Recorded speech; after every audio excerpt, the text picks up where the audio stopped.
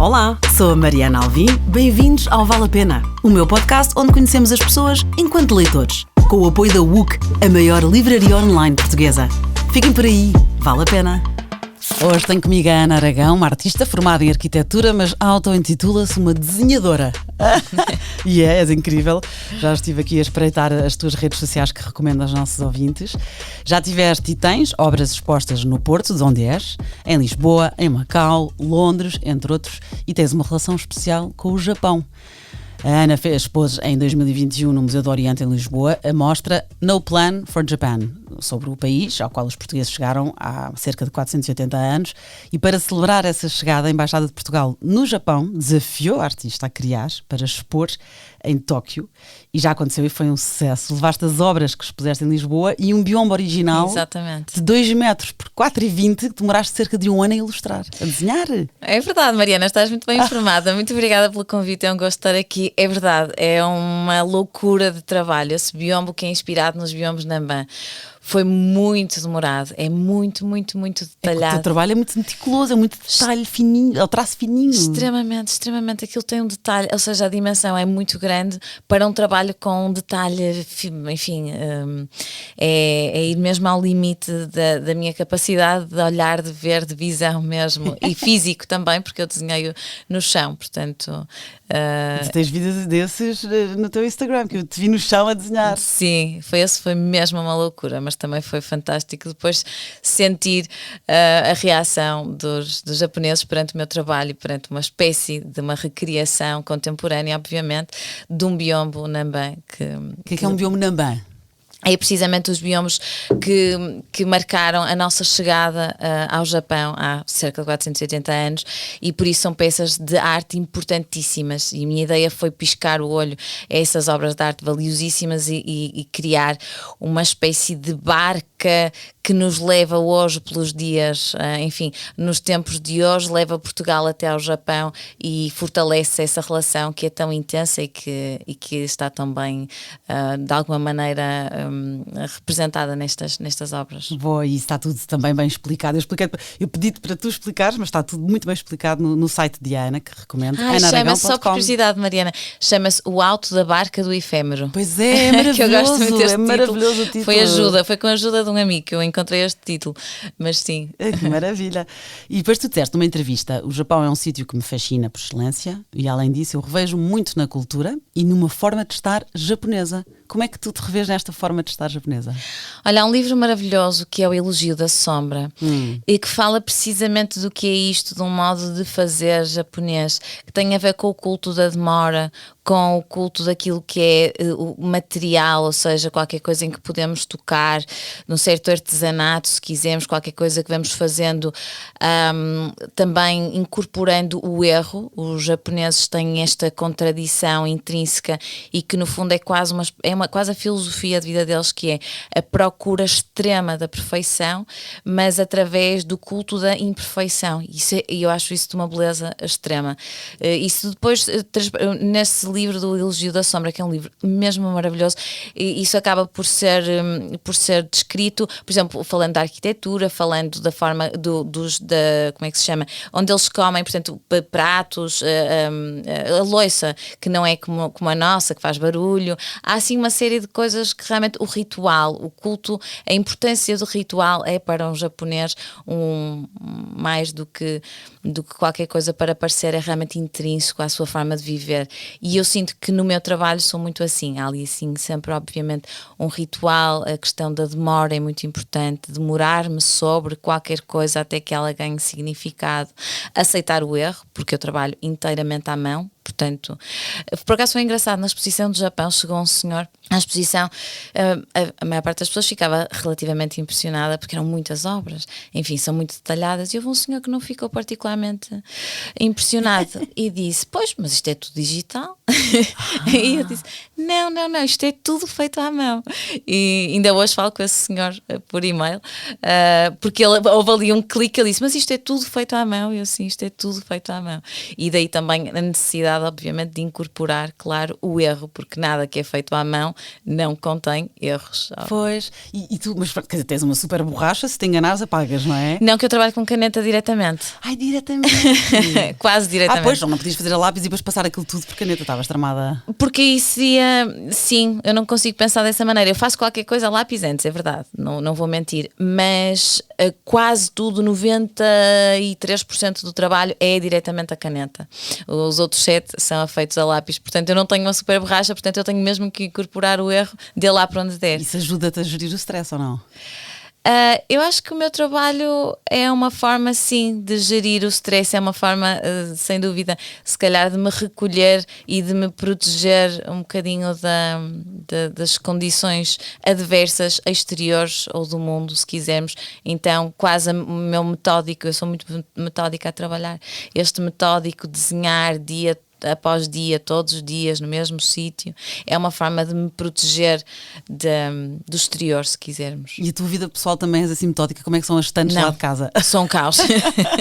Porque tu te queixaste disso, não foi? Sim. Que és desarrumada e que tens dificuldade em encontrar os livros. É horrível. Mas é giro, tu não gostares dessa faceta, mas mantém-na. Sim, devia lutar mais contra ela, completamente. Eu sou muito desarrumada. Em quase tudo na vida. Nas estantes é uma desgraça, porque eu nunca sei se tenho um livro no ateliê, se tenho um livro em casa, o livro que estou à procura, ando sempre à procura de um livro qualquer que já li, então nunca sei se ele está no ateliê, se está em casa, se está no carro, se eventualmente está assim em algum outro sítio, então é um bocado desesperante, confesso. E estás sempre à procura de um livro, à procura daquela citação. Como é que tu chegas lá, tens essa memória de esta citação foi naquele livro, esta frase que eu procuro foi naquele livro e vou lá, ou porque de repente assim parece vago, não é? Preciso de uma citação ou lembro-me de uma frase que adorei. Sim, e é engraçado até porque é um contrassenso gigante que eu tenho péssima memória. Eu sou capaz de estar com uma pessoa que vi ontem, não sei o nome, não sei que estive com ela ontem, etc. Mas nos livros há muitos dias em que acordo e estou à procura de determinada ideia, porque aquela ideia me vai ajudar a resolver um desenho, por exemplo. E os livros ajudam muito, a literatura ajuda muito a resolver desenhos. E eu ando à procura daquela frase específica. E eu sei assim, é uma espécie de beat que eu tenho na cabeça, não é? Quando a pessoa sabe assim mais ou menos. Quando a música não sai. Exato.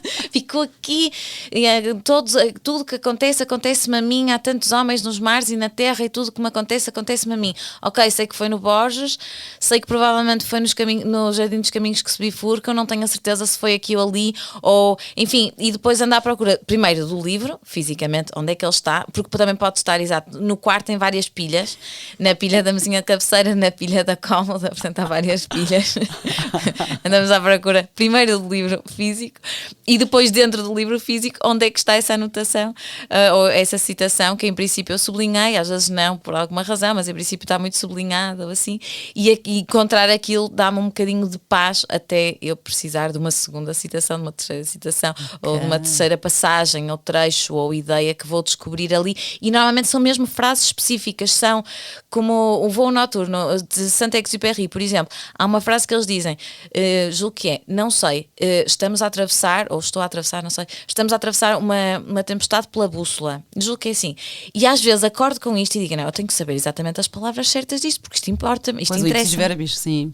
Então, e porquê que não fazes, se calhar, porque às vezes também só depois é que te ocorre que aquela frase que te ficou é que tu a queres, não é? Porque, ou seja, no momento tu poderias, eu tive uma altura que fiz isso, depois parei, até porque me abrandava o ritmo da leitura, mas tinha um caderno em que quando eu gostava de uma frase, punha essa frase no caderno, ou seja, no fundo era já separar as citações que tu gostaste, não é? Ou se calhar no momento não detectas logo, esta vou ter que usar.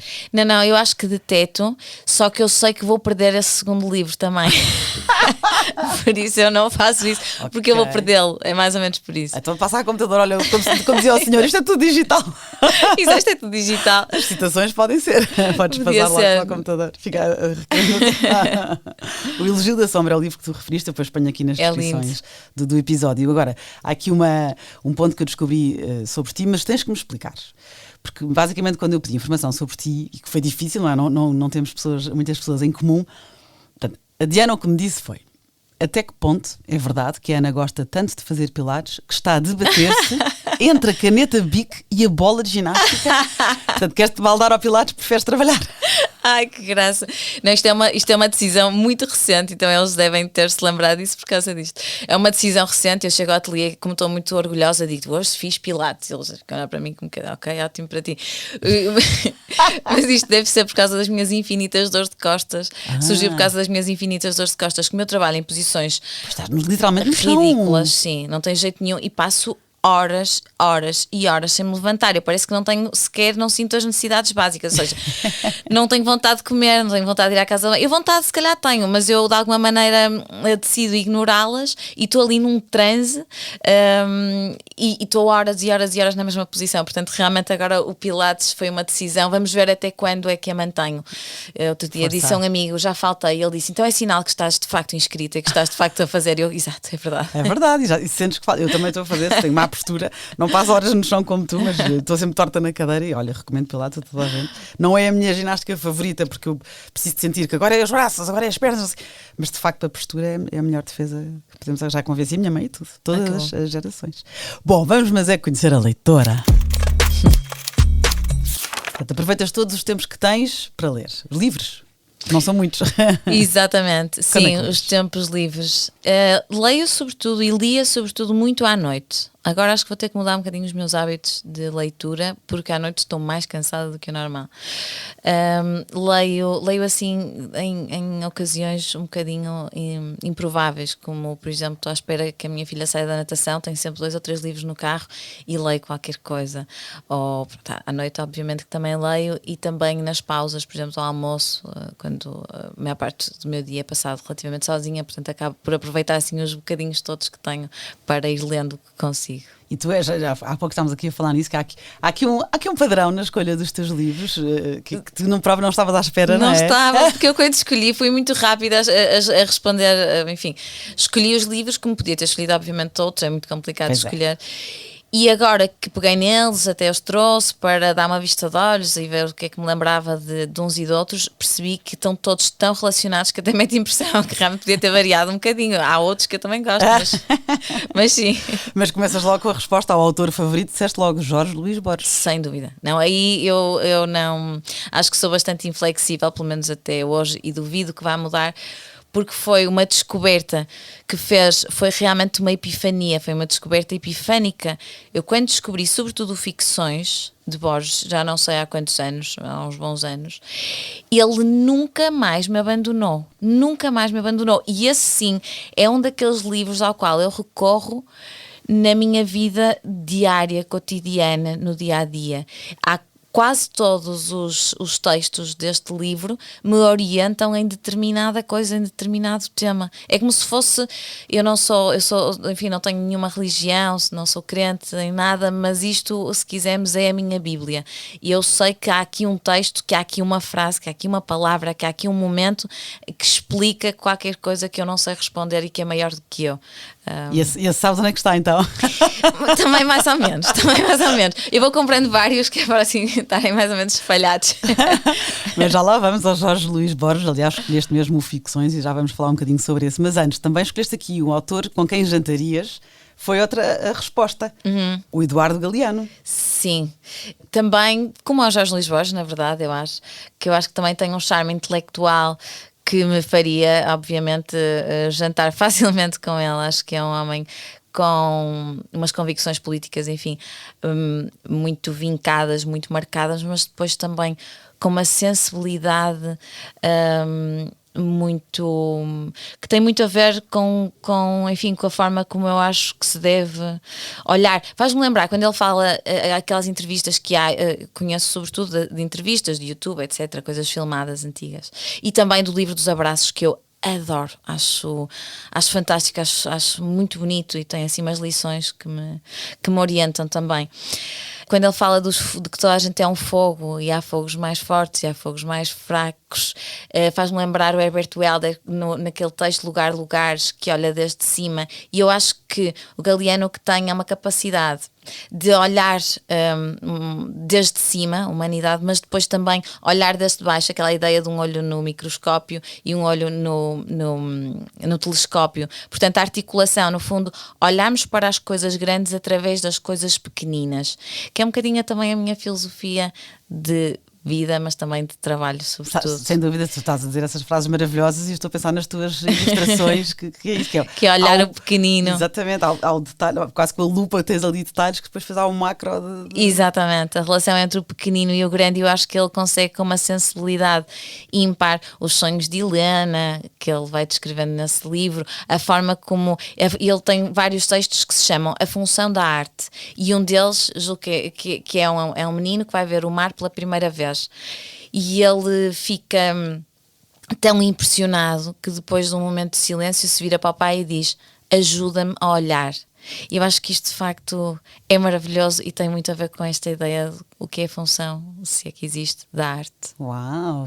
Eduardo Hugo Galeano foi um jornalista e escritor uruguaio, autor de mais de 40 livros que já foram traduzidos em várias línguas, e as suas obras transcendem os géneros ortodoxos, combinando ficção, jornalismo, análise política e história. E é considerado um dos principais expoentes do anti-americanismo e o anticapitalismo na América Latina do século XX. Sabes que é engraçado? Houve aqui uma conversa que eu tive, que recomendo a ti, Ana, e a quem nos está a ouvir, com o Diogo Faro, foi nesta temporada, o episódio número 12. O Diogo Faro acabou por não me falar no Galeano, mas tinha referido como um dos favoritos. Eu lembro-me disso, acabámos por não falar na conversa, mas retive que era um dos que ele adora, e depois até me enviou uma fotografia com todos os livros do Galeano que ele tem, e fica aqui a dica também para ouvir, porque eu acredito que vais gostar de outros livros que ele referiu, do Albert Cossary, do Michel Houellebecq, portanto acho que será que se calhar também o teu género de leitura. Vou ouvir. É a conversa número 12. Boa. O Eduardo Galeano, com o livro dos abraços, depois aqui também ponho aqui nas descrições, com quem jantarias, mas vamos então voltar ao especial, ao Jorge Luís Borges com as ficções. A obra fundamental de Borges. Eu realmente encontrei, eu já li, leio muitos textos de entrevista, tudo que eu encontro do Borges eu leio praticamente. Agora estou a ler a obra completa porque vou ter uma exposição em Buenos Aires e que gostava muito, ou seja, vai ser sobre a ideia de biblioteca, de labirinto, bifurcações, portanto vai ser no fundo sobre Borges, obviamente. Vais à terra dele. E vou à terra dele expor, portanto estou mesmo a estudar assim com ainda mais cuidado, mas vou devorando tudo aquilo que vai saindo e que vou encontrando, alfarrabistas, etc, sobre ele. E eu acho que ele tem um modo tão simples tão simples de explicar as coisas. Eu gosto muito daquela ideia falar ou escrever, mas falar, eu acho que ele aplica nas duas, é incorrer em tautologias, e por isso ele escreve aqueles textos tão breves e tão sucintos e tão claros, claro que enigmáticos na mesma, mas claros, são muito fáceis de ler. A forma como ele defende que devemos usar, por exemplo, as palavras simples para falar. Se tivermos muitos sinónimos de azul, ele acha que devíamos usar as palavras mais simples para dizer as coisas. Acho que ele tem uma forma muito sensível e muito, enfim, ao mesmo tempo universal, mas é de ver isto da vida, da relação entre o finito, mas também o infinito, não é? Temos a Biblioteca de Babel, que é um texto absolutamente maravilhoso. E está neste Ficções. Está neste Ficções. O Jardim dos Caminhos que se bifurcam, que eu acho que é assim um lema de vida, que é no fundo uma espécie de policial, mas é filosófico, são sempre. O Tlön, há aqui um primeiro texto que tem a ver com a descoberta de um mundo diferente, que é um mundo idealista, e que ele descreve as regras desse mundo, e as regras são todas diferentes das regras que regem o nosso, que é maravilhoso. É no fundo, as coisas aparecem porque nós as queremos encontrar, não há relações de causalidade entre uma coisa e outra. São textos que me fazem realmente pensar nesta ideia de bifurcação, não necessariamente espacial, e aqui tem alguma piada porque eu fujo da minha cabeça de arquiteta, ou que já foi de alguma maneira arquiteta, e concordo muito mais com esta ideia de bifurcação, mas bifurcação no tempo, dos vários futuros, quisermos, os vários desfechos possíveis para uma vida normal. Uau, as suas obras abrandem o caos que governa o mundo e o caráter de irrealidade em toda a literatura, e as ficções são coletâneas de histórias curtas, lá está, interligadas por temas comuns, por daí tu falares na universalidade: sonhos, labirintos, bibliotecas, escritores fictícios, livros fictícios, religião e Deus. Sim, no fundo eu acho que a Biblioteca de Babel, ele está a falar de uma ideia de Deus, de uma ideia do divino, pelo menos, dizendo que é infinita. Ele fala de um livro infinito. E, portanto, a biblioteca também é infinita, por causa do hexágono, que é, no fundo, esta formalização, a possibilidade de transpor em forma do infinito, e hexágonos infinitos. A biblioteca é uma circunferência, cujo centro, enfim, ele vai descrevendo isto, e depois fala também de um livro infinito, e fala de um livro circular, cuja primeira página se une à última. Mas também admite depois no final, numa nota, que é possível também um livro infinito, no sentido em que as páginas, no fundo, seria composto por um número infinito de páginas, não é? Só por si só é impossível. Exato. Óbvio, mas pronto. Mas a ideia... Sim, há o literal e há o metafórico, não é? Exato. Mas ele consegue descrever com um rigor que nós estamos quase a imaginar como é que fazemos aquilo. E eu estou sempre a tentar desenhar, e vou conseguir desenhar aqui a Biblioteca de Babel. E não consigo. Estou quase. Porque ele consegue descrever aquilo com rigor, o número de prateleiras, o número de escadas, o número de saguões, o número de espelhos. E ele descreve isto com um método realmente quase como se fosse um arquiteto a descrever o espaço, a forma como a combinação dos livros, a forma como é possível encontrarmos um exemplar de cada livro, os que foram escritos e os que não foram escritos, um que tem o relato exato da tua morte, o relato verdadeiro, o relato real da tua morte, o livro que foi escrito, o livro que não foi escrito. Ele diz também um livro que não contenha o seu contralivro, que no fundo não existe, que todos os livros depois têm o seu contralivro. Portanto, realmente é uma biblioteca infinita, com esta ideia, que é de imaginar o universo enquanto qualquer coisa que não tem fim, e nesse sentido uma vocação de divindade, de Deus, de como lhe quisermos chamar. Então, e volta e meia tu vais falando e eu vou lembrando das tuas ilustrações, que é engraçado, porque infinita não pode ser, não é? Mas... Há uma vocação, sim, pelo menos de infinito. Há uma tentativa, sim. Sim, muito bom. Jorge Francisco Isidoro Luís Borges Acevedo. Estudiosos notaram que a progressiva cegueira de Borges ajudou-o a criar novos símbolos literários através da imaginação, já que, e há aqui uma frase que tu sublinharias, os poetas, como os cegos, podem ver no escuro. Exato, Bonita, sem dúvida que sublinharia. Ficções, então, do Jorge Luís Borges. Agora, diz-me tu, Ana, Italo Calvino ou Ítalo Calvino? Olha, por acaso eu escolhi este livro, mas podia ter escolhido, e devia na mesma ter escolhido. No fundo são três. Tu me trouxeste em primeiro lugar, foi o 6 propostas para o novo milénio. Exatamente. Agora, eu escolhi-o antes de ver este último programa da Anabela Bonta Ribeiro, que ela fala precisamente e convida pessoas muito interessantes para falar destas 6 propostas para o novo milénio. E ela diz Ítalo Calvino, portanto imagino que ela esteja certa, mas eu digo Italo Calvino, eu continuo a dizer da mesma maneira. Eu dizia Italo, mas depois alguém disse Ítalo e fiquei... Sim, deve ser Ítalo, mas eu por acaso digo Italo porque me habituei, portanto vou continuar a dizer desta maneira. Sim. Italo. Exato. Então estavas a dizer, além de 6 propostas para o novo milénio, há outro que tu também gostaste. Há outros. Não, eu trouxe este porque realmente é fascinante. É um livro... foi-me dado a ler pelo meu orientador de prova final na faculdade, e eu acho que é um livro muitíssimo, muitíssimo importante, sobretudo nos tempos que vivemos. Mas eu podia também ter trazido, é só porque este também traz a reboque As Cidades Invisíveis, do mesmo autor, que é um livro fascinante, ou seja, é bastante difícil. Todas as pessoas associam o meu trabalho a esse livro, e eu percebo porquê, porque há uma relação muito forte, embora... Só o título explica um bocadinho. Exatamente. É um livro que eu já penso em ilustrar imensas vezes, mais uma vez, os meus livros preferidos, depois não consigo. Se calhar nunca me esforcei o suficiente. Ainda tens muito pela frente. muito trabalho. E as 6 propostas para o novo milénio são textos, mais uma vez, 5 pensamentos filosóficos da passagem do milénio. São 6 propostas para o novo milénio, exatamente, que foram conferências que ele preferiu em Harvard, incluindo este livro que eu tenho aqui, também inclui uma última que depois já foi escrita pela viúva, portanto é póstumo. E as 6 princípios é a leveza, a rapidez, a exatidão, a visibilidade, a multiplicidade e a consistência. Estou a traduzir, portanto não sei se estou a traduzir bem, mas leste em italiano? Não sei ler italiano, não, por acaso este li em português, não. Estou a traduzir só porque estou a ler uma ilustração. Uma coisa dele que está em inglês. Original, ok. Original, portanto já estou, mas se formos ao índice deve estar a tradução certa em português. Sim, exatamente, a tradução, exatamente. 6 propostas para o novo milénio. Isto descobriste quando, este autor? Foi precisamente o meu orientador de prova final, que é o Camilo Rebelo, um arquiteto que eu admiro imenso, que me sugeriu ler para eu construir a minha prova final, que eu na altura queria já muito que fosse sobre labirintos, depois acabou por ser sobre a relação, sobretudo sobre a experiência sensorial da arquitetura, mas enfim, mas eu queria já muito que fosse sobre labirintos. Portanto, labirinto já me persegue há muito tempo.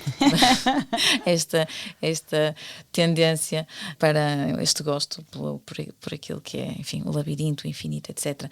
E descobri, o Camilo deu-me este livro a ler e eu achei fascinante, sublinhei imenso, mas vou voltando a ele também muitas vezes, porque eu acho que estes princípios são sempre muito, muito, muito atuais. Então, no momento que vivemos, acho que são extremamente atuais, ou seja, isto são princípios de alguma maneira literários, mas não só. Eu julgo que é possível relacionar com... correlacionar, sim. Exatamente, com muitas áreas, com muitas outras coisas para as quais vivemos, não é? Até porque a literatura é isso mesmo, não é? Sim, é a arte. Eu tirei o livro aqui da mão da Ana, que é a Ana trouxe. Sabes porquê? Porque tu disseste sublinhaste, mas realmente está aqui sublinhado a lápis, que era a minha próxima pergunta. A lápis ou caneta está a lápis, porque esta edição é lindíssima, é de capa dura, é da Teorema. E eu estou a ver aqui também post-its branquinhos, muito, mas eu achei que se calhar aqui tiveste mais cerimónia em sublinhar e puseste os post-its, mas tens as duas coisas, tens o post-it e o sublinhado. Tenho tudo. Olha, se visses o meu Atlas do Corpo e da Imaginação do Gonçalo M. Tavares, vias o caos que é quando eu realmente consulto muito um livro, que é todo o tipo de post-its em todo o lado, todo tipo de sublinhado, depois há desenhos, se eu estiver a pensar numa exposição, por exemplo, há desenhos nas bordas dos livros. Eu sou um bocadinho impiedosa para com os livros, não os trato muito bem, porque eu acho mesmo que eles são para ser usados e eu acabo por os usar como se fosse um objeto. Pois, é uma boa... Podia cuidá-los mais. Tens razão. Não, mas tens toda a razão. É como a roupa, não é? Quando aquela cerimónia que tu fazes, tens um casaco que adoras, quase que usas pouco para o poupar. Exato. Então, essa ideia é usá-lo até ele, não é? Exatamente. Eu tenho isso com um filho meu, poupa a roupa dele, disse, não, depois deixa de servir. E engraçado, a única cerimónia que eu não faço, mas é giro o que tu disseste, é com os livros de cozinha. Eu até acho graça que fiquem sujos. Que giro. É sinal que os usei. Que mas giro. sem dúvida, estás aqui com os livros rasurados. E tu falaste, eu também depois anoto, o Atlas do Corpo e da Imaginação, do Gonçalo M. Tavares. Sim, ele já cá adoro. esteve neste podcast, assim como também a Anabela Mota Ribeiro. Portanto, convido a ouvir as conversas com os dois. Italo Calvino, 6 propostas para o novo milénio. Agora lá está, continuamos nesta coerência, neste padrão. Humberto Eco, com a vertigem das listas. Sim, de eu fui facto. ver, tu disseste The Infinity of Lists. Este foi o título que eu encontrei em português, a vertigem das listas. Portanto, Exatamente. Está traduzido. Está assim. Eu por acaso li-o em inglês, porque na altura foi o que encontrei. Mas eu realmente há aqui um padrão impressionante. Fui muito repetitiva. Eu gosto de outros livros, juro, mas se calhar estes. Mas nada repetitiva, porque cada um tem a sua língua, a sua voz, não é? Estes autores. Sim, e porque estes me ajudam de facto a pensar. E Humberto Eco é assim também um dos meus heróis. Recentemente vi um documentário sobre a biblioteca dele que é maravilhoso, recomendo a toda a gente. É fantástico viajarmos numa biblioteca de alguém, sobretudo uma biblioteca de Humberto Eco, e o humor que ele tinha a falar sobre as coisas também é muito especial e típico das pessoas muitíssimo inteligentes e cultas. E onde é que foi o documentário, lembras-te? Como é que viste? Eu vi-o no Cinema Trindade, ok. no Porto, e o nome não me estou a lembrar, mas facilmente descubro. As pessoas vão à internet e procuram, e qualquer dia então vai para as redes, sai do Imagino cinema que e vai sim, para exatamente. depois fica se já não acessível. está no cinema, já as pessoas empanham. Mas então conta lá. The Infinity of Lists é espetacular. A vertigem das listas é espetacular. Porquê? Porque ele fala precisamente da lista. A lista é algo que me fascina. Eu acho que gosto até de listas de supermercado. Confesso. Ele fala nos dois tipos de lista, não é? Ele fala de vários tipos, de imensos tipos de listas. Fala de listas, portanto, por palavras, feitas com palavras. Sim, e não fala é dois de tipos de listas. listas. É 2 modos de representação das listas. Portanto, essas das palavras, Visuais também, exatamente. Fala de listas visuais que também me interessam muito. Embora seja, é engraçado, eu gosto mais de livros com menos imagens do que livros com mais imagens, o que parece um bocadinho um contrassenso, mas no geral não, os meus livros preferidos não são os que têm muitas imagens, pelo contrário, mas este é incontornável. E este fascínio dele, isto foi um convite do Louvre que lhe pediu para falar de um tema, ele escolheu as listas e depois julgo que deve ter organizado uma série de coisas, portanto conferências, etc, exposições, em torno desta ideia da lista. E a ideia da lista que ele começa, julgo que é com Homero e Ilíada, a listagem, a descrição das embarcações, dos barcos, e que no fundo ele diz, é uma espécie de à parte que ele vai ocupar 350 versos. E eu gosto muito desta ideia de desvio, e as listas são isso mesmo, ou seja, são a nossa vontade. Eu acho que tenho sempre uma vontade enciclopédica. Eu quando era pequenina, eu gostava de ler dicionários e enciclopédias. Gostava de folhear dicionários e enciclopédias. Que bom, isso é ótimo. És interessada. E isto é mais ou menos isso. É como se pudéssemos ter aqui uma espécie de resumo do mundo, se fosse possível. Obviamente que não é possível, mas resumo do mundo, resumo de todas as obras que sugerem um etc. Ou seja, as obras que nós lemos e que de algum modo nos sugerem que poderiam continuar para sempre. É aquela sensação, o sentimento estético que nos, de alguma maneira, invade quando estamos perante algo que é maior que nós, quando estamos perante algo que nos supera e para o qual não temos explicação. E eu julgo que é um bocadinho este o sentimento, isto no sentido estético da experiência, mas aqui no livro ele consegue encontrar exemplos fascinantes, vai a Perec, vai a Whitman, vai a tudo, a James Joyce, obviamente, vai a imensos autores de todo o tipo, convoca-os para aqui para construir no fundo uma espécie de compêndio de listas infinitas. Portanto é quase redundante, mas uma redundância magnífica. Pois, ele fala sobre como a ideia dos catálogos mudou através dos séculos, e fala aqui exatamente o que tu disseste. Na Ilíada aparecem, lá está, os dois modos de representação. O primeiro depara-se-nos quando Homero descreve o escudo de Aquiles, é uma forma acabada e concluída, não é? Portanto, no qual a Festo representou tudo aquilo que ele sabia e que nós sabemos acerca de uma cidade no seu território, das suas guerras, dos seus ritos pacíficos. Isto é inumerável, vá. O outro modo de representação manifesta-se quando o poeta não consegue dizer quem ou quantos eram todos os guerreiros aqueus. Portanto, pede auxílio às musas, mas tem de se limitar ao assim chamado e enorme catálogo dos navios, que se conclui idealmente com um etc. Exatamente, é isso mesmo, essa ideia do etc. E depois ele também vai falar em listas visuais e vai criteriosamente escolher aqui uma série de ilustrações, quadros, obras de arte, etc, maravilhosas, que ilustram este livro. Ele é muito bonito também por causa disso e muito rico, que é, no fundo, ele diz que é uma imagem que não está contida nos seus limites, que nós podemos imaginar um bocadinho como aos quadros do Hieronymus Bosch, imaginar que eles se prolongam, no fundo, ok, eles acabam ali porque se calhar, enfim, porque não é possível, embora seja esse sempre o meu desejo, fazer um desenho infinito, mas não é possível, não existe um desenho infinito, e a lista visual é isso mesmo, é qualquer coisa que nós olhamos, mas imaginamos que se prolonga, que aquilo no fundo é só uma janela para qualquer coisa que estamos a olhar, mas que continua infinitamente. E eu acho que isso tem muito a ver com, enfim, com o meu interesse de descobrir tudo, ver tudo, listar tudo. Também com o próximo livro, todos os nomes, todos os números, tudo. Eu tenho um fascínio muito grande, por exemplo, por mapas, e o mapa é isso mesmo, é tentarmos numa superfície limitada por, enfim, uma série de informação que não existe na realidade. Enfim, é uma abstração, obviamente, mas pronto, também acho que tem a ver com o mapa, esta ideia do desejo, da universalidade, do infinito. Eu confesso que este livro também anda sempre um bocadinho comigo, porque... Está cheio de post-its também. Mas devia ter mais, podia ter mais. E já me deu ideias, é engraçado que eu já parti deste livro para desenho, já efetivamente, gosto muito desta ideia da Wunderkammer, aquela câmara dos dos segredos, daquilo que são os objetos preciosos, da coleção, não é? No fundo, este livro tem a ver com a nossa ideia e com a nossa natural propensão do ser humano de colecionar coisas que de algum modo até serão inúteis ou que não servem para nada, mas a nossa forma de colecionar que tem a ver com os meus desenhos, que eu desenho sempre muitas coisas, muitas coisinhas pequeninas, a ideia de que as coisas nos fazem falta e que preenchem uma espécie de vazio existencial, se quisermos, e eu acho que as listas ou as coisas ou as coleções, que têm tudo a ver umas coisas com as outras, são isso mesmo, é uma espécie de preenchimento de um vazio ou de um impossível ou de uma ilusão, é a ilusão do preenchimento daquilo que nunca será preenchível. Ok, e as tuas ilustrações, bem que preenchem o papel. Exato. E só por curiosidade, colecionas alguma coisa? Não, coleciono pouco, vou colecionando réguas, canetas não, obviamente, canetas coleciono, mas é também aqui uma avaria mental qualquer que eu tenho, que é, eu tenho milhares de canetas, mas compro sempre mais uma, não igual às faltar, anteriores. Não pode faltar, tens de ter na carteira, no carro, no bolso. Mas nunca tenho uma caneta. Típico.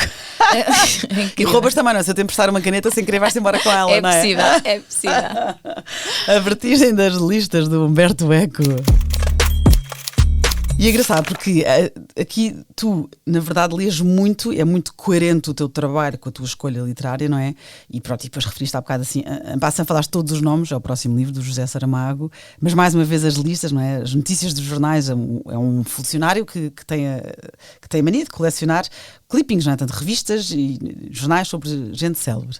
Mas antes de irmos aqui para o Saramago, tu não tens um guilty pleasure, ou tu de facto disseste em termos de género literário, não tens um favorito, mas tens um não favorito, que é o romance. Tu consegues desligar, ou seja, isto estás sempre a trabalhar, que é normal também, porque és artista e estás, não é mesmo, se calhar a jantar estás a criar na cabeça. Sempre. Mas não tens uma leitura de férias, por exemplo, queres mesmo desligar, estás cansada, estás assoberbada, não é? De cabeça cansada. O que é que vais ler para desligar? Consegues? Não vou ler, ou seja, não sou capaz de ler um livro que eu considero menos bom, um livro mais leve, para desligar, porque isso não ajuda. Não, mas ajuda. Pode ser diferente, não tem que ser mais fácil. Exato. Pode ser diferente. Sim.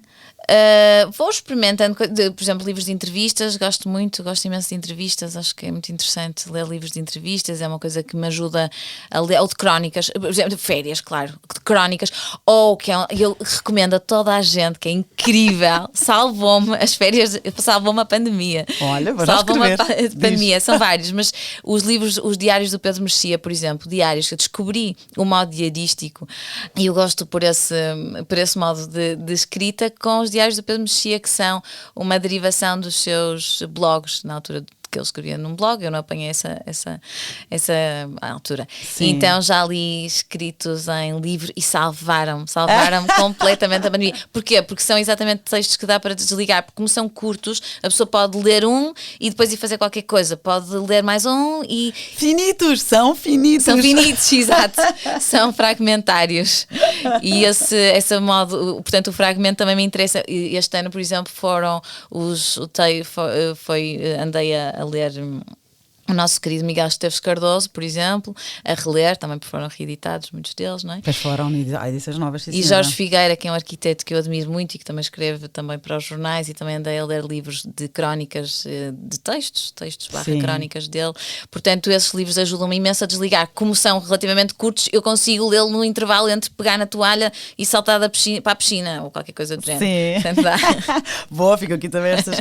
Mas então voltamos aqui ao último livro das tuas escolhas, José Saramago. Todos os nomes, sabes que o José Saramago, ainda há pouco tempo disse isto, é uma convidada que tem o pódio na escolha de é sempre, sobretudo com o ensaio da cegueira, e volta e meia aparece-me um ou outro livro, e tu foste a primeira que me trouxeste todos os nomes. Todos os nomes, eu gosto imenso de muitos livros do José Saramago, muitos deles.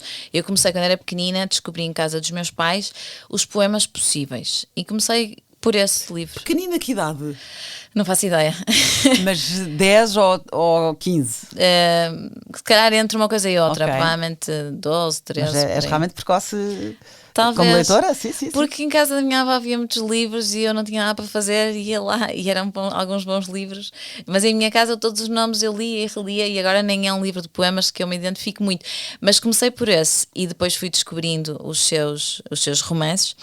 que muitos deles não é, são chamados ensaios, enfim, mas todos os nomes, se calhar de todos, eu adoro o Conto da Ilha Desconhecida, por exemplo, gosto também, obviamente, ensaio sobre a cegueira, sobre a lucidez, mais da lucidez do que da cegueira, gosto mais, mas todos os nomes têm muito mais a ver comigo, digamos assim, e agora que vejo aqui os que escolhi, entra muito mais nesta coleção, sim. É muito engraçado porque o livro abre precisamente com uma descrição, e é engraçado que eu estava a folheá-los ontem para os trazer, e fez-me lembrar a descrição de Borges da biblioteca, porque ele abre com uma descrição também muito arquitetónica ou urbanística, se quisermos, mas eu diria mesmo arquitetónica, do que é a Conservatória do Registro Civil. E a Conservatório de Registro Civil é um trabalho ao Seu José, que de facto é essa personagem que vai recolhendo as informações biográficas. Portanto, ele acha que se nós soubermos o nome do pai, o nome da mãe, o nome do padrinho, a data, etc., se nós soubermos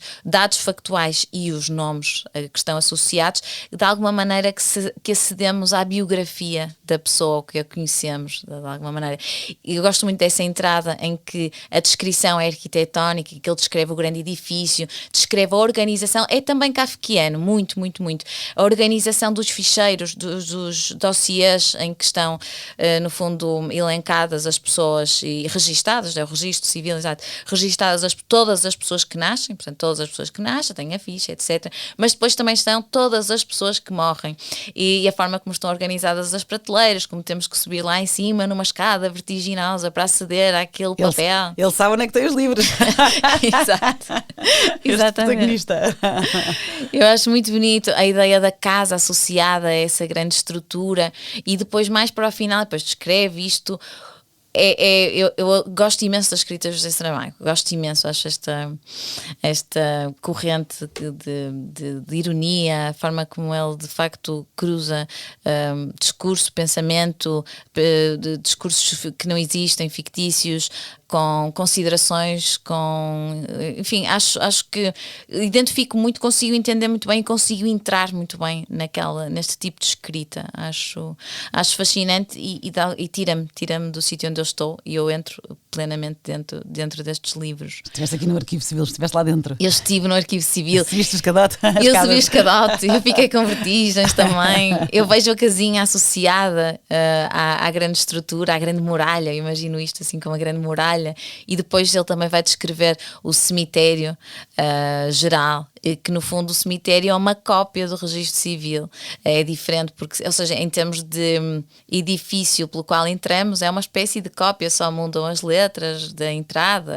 Depois às tantas ele não encontra, não querendo estragar aqui a história, mas é a sinopse, não é? Que às tantas ele encontra, há uma senhora que o intriga porque ele não encontra os dados, não é? E de repente tem aqui e isso mexe com ele também porque ele precisa saber os dados, e de repente há aqui uma personagem, uma mulher nos arquivos que ele tem que investigar mais. Exatamente. Não é? Assim Exatamente. É uma espécie de trama policial. Sim. Feita com coisas tão banais, que no fundo tornam isto uma ironia muito grande, mas uma ironia é uma espécie de existencialismo pragmático, ou até pragmático demais, se quisermos. Esta ideia de que a existência só está justificada se houver o nome, o registro, mas depois há aqui um momento que tem a ver também com os mapas, em que se diz, não, mas os nomes não interessam, só interessam os números, porque os nomes não caberiam num mapa, seria preciso um mapa 1 para 1, um bocadinho como aquela ideia do mapa do Império de Borges também, que há um texto muito bonito que é sobre a exatidão,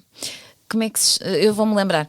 Tem a ver com a ideia do mapa 1 para 1, que é uma coisa que me interessa muito. No fundo, para representarmos o mundo, se quiséssemos, que é o que eu vou representando coisas, se quiséssemos representar tudo, nós precisávamos da escala 1 para 1, ou seja, seria uma duplicação das coisas e não uma representação das coisas, não é? E ele problematiza essa questão.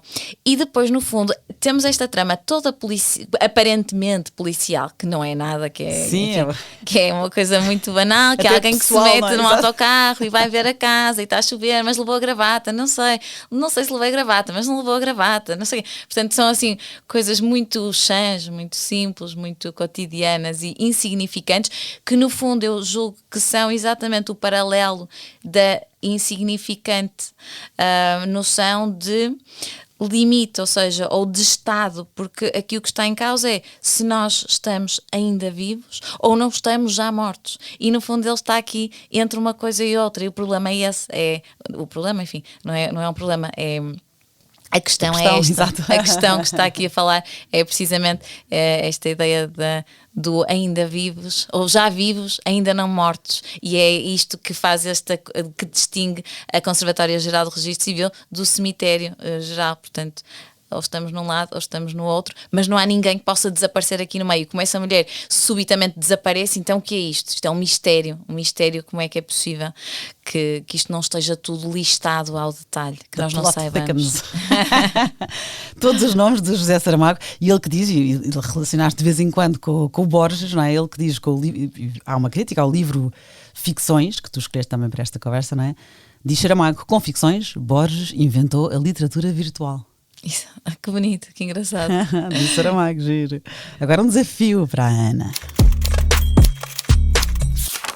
Ana Aragão. Ficções, Jorge Luís Borges, 6 propostas para o novo milénio, Italo Calvino, A Vertigem das Listas, de Humberto Eco e todos os nomes de José Saramago. Escolhe um. Ficções. Ficções, Jorge Luís Borges. Ficções. Muito bem. É incontornável, é mesmo. As frases repetem-se na minha cabeça, vão aparecendo na minha cabeça. Que maravilha. Agora, já sabes que é a parte no fim.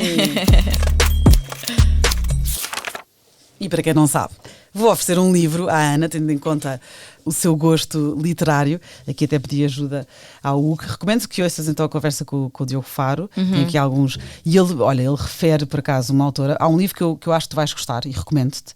Que só não te ofereci, porque já ofereci neste podcast, e eu estou a tentar ser original nos presentes, que é da Leila Slimani. É um ensaio, O Perfume das Flores à Noite. Ela passa a noite num museu, literalmente, convida-nos a dormir num museu e ela deambula, e à medida que vai observando a arte, vai pensando na vida. É giro, é pequenino. Eu ofereci à Márcia, que já cá esteve na temporada 1, no episódio 32, também acho que vais gostar desta conversa, e a Márcia, muito querida, depois mais tarde disse: olha, Mariana, adorei o livro, portanto fica aqui. E eu, Mariana, também gostei muito, portanto. E o Diogo Faro também referiu a Leila Slimani, mas com outro livro, que é O Jardim do Ogre, mas aí já é outra conversa. Acredito que se cá até gostes, mas recomendo-te o Perfume das Flores à Noite. Isto fica aqui a recomendação. Agora, uma oferta. Obrigada. Alberto Manguel. Claro. Uma história da curiosidade. Claro que sim. Obviamente. E conheces este livro? Não tenho esse, não. Tenho vários, mas olha que este não tenho. Ele tem um que é o com Borges, calcula que já tiveste. Claro que sim. Pronto, claro que já tens, então ainda bem. Obrigada. É o livro mais pessoal de Alberto Manguel, onde ele traça um mapa da sua própria vida enquanto curioso, recorrendo às leituras que fez ao longo do caminho. Gosto muito de Alberto Manguel a todos os níveis. Acho que é um homem interessantíssimo. Tenho muitos dele, mas não tenho este. Estou muito feliz. Obrigada, que bom, Mariana. Boa aposta. É uma eloquente mistura de filosofia, literatura e memória. Vou gostar imenso disto. Acho que como podemos dar ordem às coisas. Gosto muito já do capítulo 14. Eu estou aqui a ler. Arranca com a premissa de que a curiosidade é um impulso que liga aprendizagem, imaginação, desenvolvimento e progresso. Olha, mesmo, eu estou agora, depois desta conversa, mais certa estava que este presente seria bom ou arriscado que já tivesse. É ideal. Não, podia ter, mas de facto não tenho e parece-me... Ana já a folhear tudo. Olha, obrigada, gostei muito desta conversa. Mariana, olha, tenho aqui um livro para ti também, uma prenda para ti. Ai, que bom! Que é um pequeno livro / catálogo da exposição que eu fiz no Japão. My Plan for Japan. Exatamente. Vou fazer barulho, está embrulhado e tudo. Até faz pena rasgar este papel. Começou com o No Plan e depois concretizou-se no My Plan. Foi feliz aqui esta mudança. No Plan em Portugal e My Plan no Japão, não foi? Exatamente. Curiosamente, eu não sabia que ia existir o segundo take da coisa, mas ainda bem que o título era flexível, digamos assim. Pois é. E que giro que mudaste. Fazer barulho, pronto. Ai, é lindo! Então temos aqui temos os desenhos todos que eu levei para essa exposição e temos textos do Carlos Vaz Marques, do professor, do arquiteto Jorge Figueira, que tu já o tinhas referido aqui nesta conversa. Exatamente, que eu gosto imenso de ler as coisas dele. E do Vítor Sereno, do embaixador Vítor Sereno. Olha, cheio de ilustrações. E eu recomendo este livro, é lindíssimo. No teu Instagram eu já o tinha visto e tem dourado aqui a capa, as folhas douradas quando se fecha, a capa dura. Isto está tudo. Qual é o teu Instagram? Eu não sei de qual. É Ana Aragão. Ana Aragão, sim, tem um A antes. Okay. Ana Aragão. Ana Aragão. Exato. E está tudo também em anaragão.com. Sim, Pronto. ou quase tudo. Pronto, espero que conheçam o teu trabalho. Eu vou já aqui folhear como deve ser este livro também. Obrigada, Mariana. muito. Obrigada. Beijinhos. Entretanto, vou só aqui deixar um recado aos meus queridos ouvintes, porque muitas vezes perguntam-me se certos livros têm tradução, não é? E eu tento sempre deixar isso esclarecido na conversa ou até no descritivo do podcast, mas realmente há alguns que não têm, só encontramos as versões originais. Já aqui surgiram em inglês, francês, até em espanhol. E eu estive a ver, e há uma plataforma em que podemos aprender línguas, e isso é uma ótima ideia, chama-se Babbel, com 3 Bs, B-A-B-B-E-L. E uma vez eu tive uma viagem de grupo em trabalho, e um amigo estava assim meio tímido, porque não estava à vontade com o inglês, percebia o que nós dizíamos, mas depois não queria falar, estava assim com vergonha. E essa viagem foi um impulso para ele se meter em aulas. Só que contratar professores particulares para praticar é caro, não é? Portanto, agora mais prático, é mesmo online. Então fica aqui a recomendação da Babbel. É uma plataforma que ensina a ter conversas na vida real. E pode escolher entre 14 idiomas, incluindo espanhol, francês, italiano, alemão. Até tem uma ferramenta que ajuda a melhorar o sotaque e depois as lições são complementadas com informações culturais. É tudo muito mais interessante. Portanto, nada melhor do que espreitar. Vá a babbel.com/falar e já agora, use o código Vale a Pena para ganhar 3 meses grátis. Vale a pena, tudo junto, sem espaços. babbel.com/falar. Babbel, aprenda um idioma, converse de verdade. Obrigada para quem está a ouvir e para a semana a mais.